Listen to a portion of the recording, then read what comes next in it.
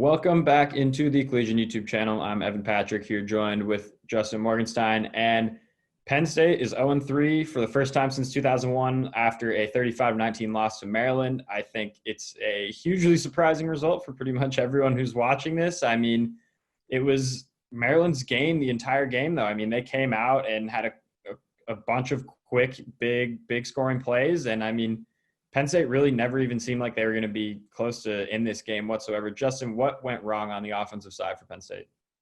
Yeah, on the other side of the ball, you, of course, have to give credit to Talia Tagovailoa for having a great game. But on offense, Penn State's quarterback, Sean Clifford, really never seemed to get a rhythm in this game, just like the prior two games, A lot of overthrows in the first half, missed a couple balls to Pat Fryermuth, didn't really let him get in a rhythm. And, I thought the biggest thing for him was just never being able to establish that confidence, throwing the ball down the field. And besides that, their run game didn't look really too enthusiastic at all either. I mean, their running backs only had a total of 19 carries and were the first running backs to not rush over for over 100 yards against Maryland this year, who had a rough run defense coming in. So, I mean, it's obviously not the start that Kirk Soraka wanted in his first year as Penn State offensive coordinator.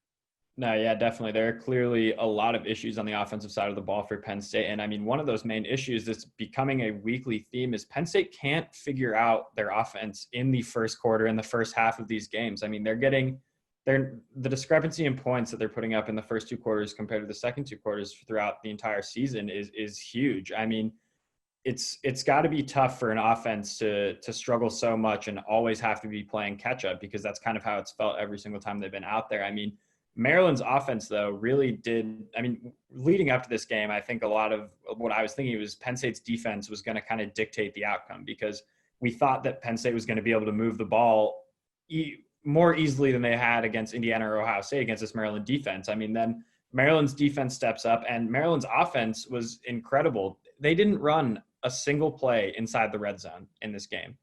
They didn't have any red zone opportunities because they didn't need any.